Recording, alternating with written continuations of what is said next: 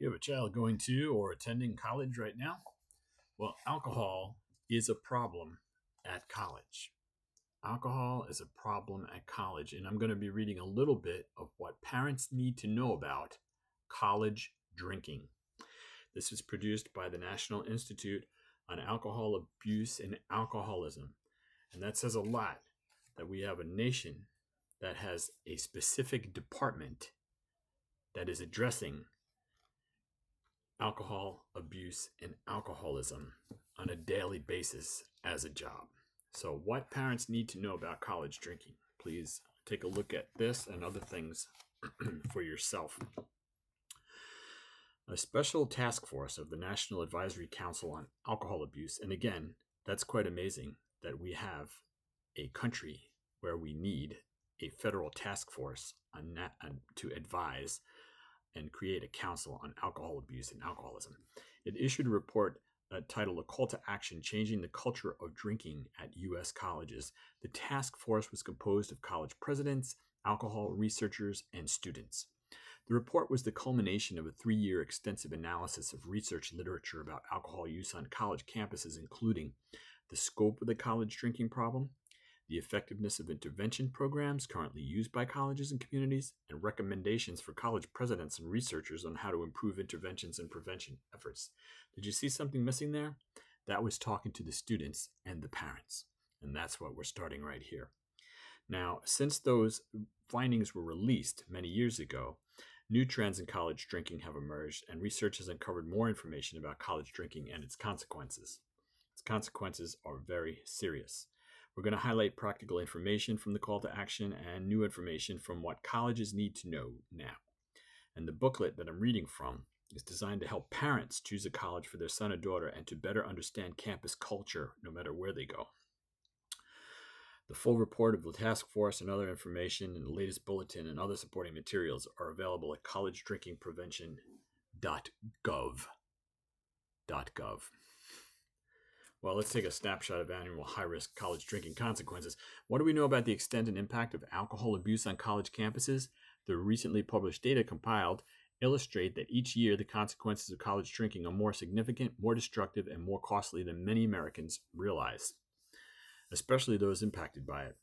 It's also important to remember that these consequences may affect your son or daughter whether or not they drink.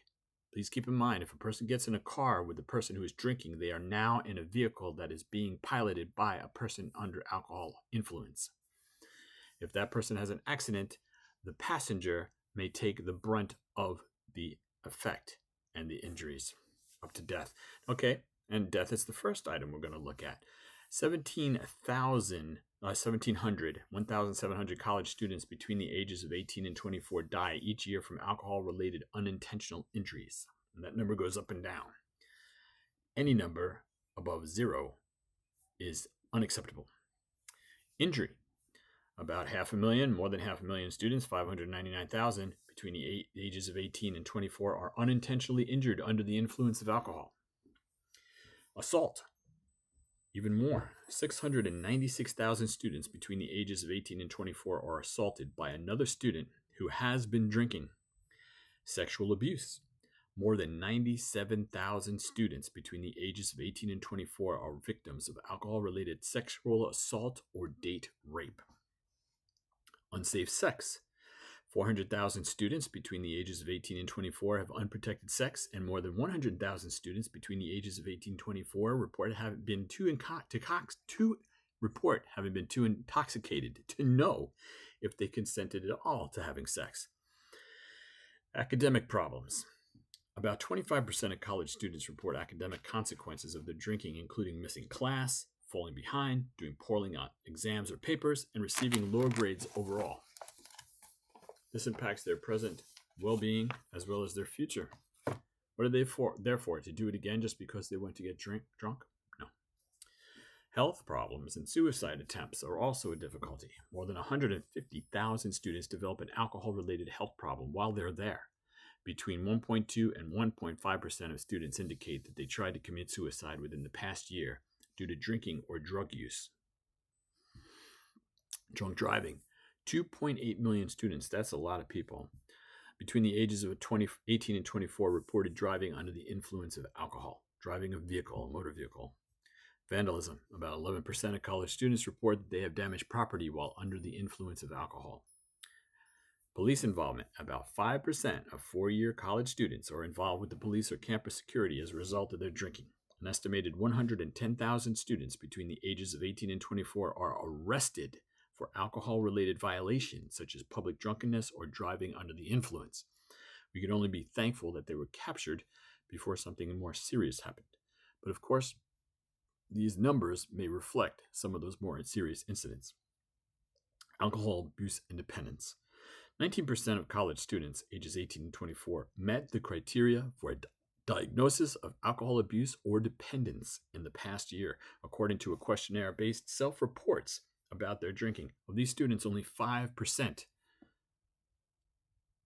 sought treatment. Parents are a primary influence. As a parent, you continue to be a primary influence in your son's or your daughter's life. Parents are key to helping them choose the right college so that they get the best education possible. At the same time, you'll also need to ensure that when they go off to college, they live in a safe environment. You as a parent contribute in critical ways to the decisions that involve your college-bound son or daughter. Just because they're in college doesn't mean you can't ask their roommate if they get assigned a roommate some questions. Like, do you use alcohol?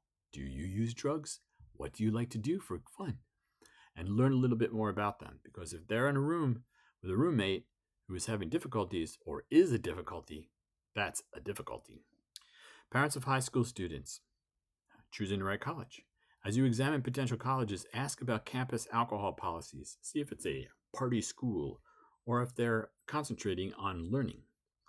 During campus visits, ask college administrators to outline in clear terms how they go about enforcing underage drinking prevention, whether the school sponsors alcohol-free social events, what other socializing alternatives are available to students, what procedures are in place to notify parents about alcohol and substance abuse problems, what counseling services are available to students, and how energetic and consistent the follow-up is on students who exhibit alcohol abuse and other problem behaviors. That's their job. Ask them if they do it. You're paying for it, one way or the other. You can also inquire about housing arrangements and whether alcohol-free dorms are available. And they should be available. If they're not, they should be made available. If they're not, go somewhere else. Influence of living arrangements on drinking behavior. The proportion of college students who drink varies depending on where they live. Drinking rates are highest in fraternities and sororities, followed by on-campus housing. Students who live independently off-site in apartments drink less, while commuting students who live with their families drink the least. You don't have to go away. You don't have to live at the college. You can go to a college nearby. It's just as cool as going away and living in a dorm. In fact, it's a lot cooler. So ask whether the college partners with the local residential and business community to reduce access to alcohol and address violations. For example, do they have a thriving club scene in the middle of the countryside? That means they're feeding off the university students. And that means your children. For example, the college and community may work together to publicize and enforce laws against selling alcohol to underage students or to prevent DUI, driving under the influence. Ask whether the college or university employs student resident advisors or adults to manage and monitor the dormitories. If there are fraternities and or sororities on campus, inquire about their influence on the overall social atmosphere at the school. Ask if the school offers Friday classes. Administrators are increasingly concerned that no classes on Friday may lead to an early start in partying on the weekends and increased alcohol abuse problems. That phrase, that they're fearful that partying may start early, that's a social issue that we need to address separately. So then find out the average number of years it takes to graduate from that college, because if it takes a long time, there may be other things going on there. Here are some important facts for parents. A number of environmental influences working in concert with other factors may affect students' alcohol consumption. Excessive alcohol use is more likely to occur in colleges where Greek systems dominate. That's fraternities and sororities. Where athletic teams are prominent. They're most important. More important than the studies that people are carrying out there. And if they're located in the Northeast. Ooh, that's a big one. But that should not be the only one, because this alcohol problem is nationwide. So But more often than not, in the Northeast, you got to watch out. You got to go there and find out what's going on at these campuses and the colleges. You'd be surprised that when you go to one of these dormitories, that seniors are being assigned to live in rooms with freshmen, and some of those seniors have figured out what's going on, and they're taking advantage of the situation, and that means taking advantage of your children. So don't let it happen. You can also determine the emphasis placed on athletics on campus and whether tailgating at games involves alcohol. Alcohol is not necessary for sports events at all. Find out the number of liquor law violations and alcohol-related injuries and deaths the campus has had in previous years, and you can do that by inquiring at the city, by going to the newspaper, by talking to the police, if the university is not forthcoming. You can consider the location of the school and how it may affect the social atmosphere. Are they far away? Are there a different type of social stratus? Are they a different kind of folks? There's different things going on. These are important things to consider. Educate yourself about alcohol and college drinking. What's doing? What's happening? How does it happen? Although many people believe that they already know everything about alcohol, myths and misinformation abound. Here are some important facts to share with your college-bound son or daughter. Heavy, episodic, or binge drinking is another dangerous practice found on college campuses. Binge drinking is defined as a pattern of drinking alcohol that brings blood alcohol concentration to 0.08 gram percent or above, which is pretty high. For a typical adult, this pattern corresponds to consuming 5 or more drinks for a male or 4 or more drinks female in about 2 hours. Alcohol poisoning, let's talk about that, occurs when the body is unable to break down and eliminate alcohol quickly enough. Toxic amounts of alcohol result, leading to symptoms such as mental confusion, stupor, or coma, vomiting, slow or irregular breathing, hypothermia or low body temperature, bluer skin color, and paleness. A person can have alcohol poisoning even if he or she doesn't show any of these signs. If alcohol poisoning is untreated, it could lead to permanent brain damage or death. People have to stay hydrated. People have to eat well. While you're doing all that, why do you need alcohol? You shouldn't have to prepare for something like that. So, parents of college freshmen getting off. Stay involved. Get in the program. Pay special attention to your son's or daughter's experiences and activities during the crucial first 6 weeks on campus. With a great deal of free time, many students initiate heavy drinking during these early days of college, and the potential exists for excessive alcohol consumption to interfere with successful adaptation to campus life. You should know that about 1/3 of first-year students fail to enroll for their second year. They just don't go back. And why? Sometimes alcohol plays a problem. Alcohol, drugs, and the undue influence of other students. By maintaining your position in their life, you can help curtail that, cut it off, or move them in the direction that they really want to go to, right? Find out if there's a program during orientation that educates students about campus policy related to alcohol use. If there is one, attend with your son or daughter, or at least be familiar with the name of the person who's responsible for campus counseling programs. Inquire about and make certain you understand the college's parental notification policy. Don't lose touch. Don't lose touch. Continue to stay actively involved in the life of your son or daughter. Even away at college, your child continues to be an extension of your family and its values.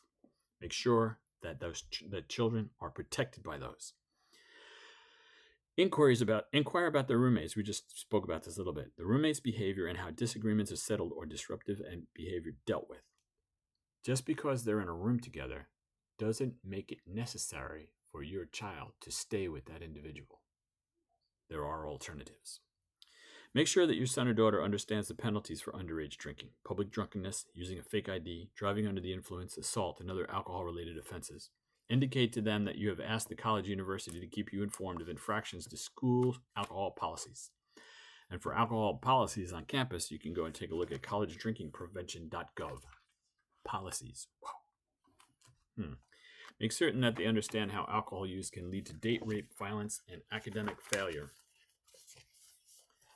There's a lot of maintenance with alcohol, isn't there? So parents of college students facing an alcohol-related crisis, getting assistance. This is part 3. Be aware of the signs of possible alcohol abuse by your son or daughter. That is, low grades, never available or reluctant to talk with you, unwilling to talk about activities with friends, trouble with campus authorities, serious mood changes. If you believe your son or daughter is having a problem with alcohol, do not blame them, but find appropriate treatment. Call and or visit campus health services and ask to speak with a counselor. Indicate to the dean and students, either in person or by email or by letter, you're interested in the welfare of your son or daughter and that you want to be actively involved in his or her recovery despite the geographic separation. If your son or daughter is concerned about his or her alcohol consumption or that of a friend, have them check out themselves rethinkingdrinking.niaaa.nih.gov or alcoholscreening.org. This is a lot of maintenance for alcohol use, isn't it? Maybe we got to reconsider that in general. So check that out for information on how much alcohol is too much. Rethinkingdrinking.niaaa.nih.gov or alcoholscreening.org. Now, know that treatment works. Individual counseling can be especially valuable to students who need help curbing their drinking. 2 types of counseling: skills-based interventions and motivational interviewing. Teach students about the risks of drinking and show them how to monitor their drinking, how to set limits and reduce the risks of drinking too much, and how to handle high-risk situations involving alcohol, and stopping drinking altogether while studying and going into the work world, because you don't really need alcohol. In 1999, a majority of college and university presidents identified alcohol abuse as one of the greatest problems facing campus life and students. Can you believe that? Was that on the front page of the newspapers? 1999? What is this, 2025? It's going to be 2026 soon? I don't see it. They don't even talk about it on the news. When was the last time you saw this talked about on the news? Except here at CNC News Go. I'm not remembering a time. So they created a call to action, changing the culture of drinking at U.S. colleges, and they provided a bulletin. What colleges need to know now, an update on college drinking research. Okay. They present a series of recommendations to college presidents, researchers, parents, and students to deal with this continuing public health problem in a science-based and sensible way. I would call it, rather, also, besides a public health problem, a public health threat, because having drunken people driving cars or learning how to become engineers, that's not a good idea. Now, we encourage parents to continue to educate themselves and me too, I'm included in that week, by referring to and using the following materials provided by the task force. The documents in the following page are fileable, and I'm just going to say that everything's in full text at collegedrinkingprevention.gov. So let's see if we can show this for you. You can zoom in on it. You can pause it. Oh, that's a good one. So you can pause that and zoom in on it. See if I can zoom in on that for you. Do that one more time. I have to work this out. In any case, you'll be heading to collegedrinkingprevention.gov. collegedrinkingprevention.gov. You'll be taking a look at online resources from the National Institute on Alcohol Abuse and Alcoholism, Centers for Disease Control and Prevention, National Highway Traffic Safety Administration, Substance Abuse and Mental Health Services Administration, the United States Department of Justice, the United States Department of Education. Sounds like alcohol is a problem. And we finished this pamphlet. We took a look at what parents need to know about college drinking. I hope this has been useful. The most important thing to know about college drinking is that drinking doesn't belong in college. Thank you.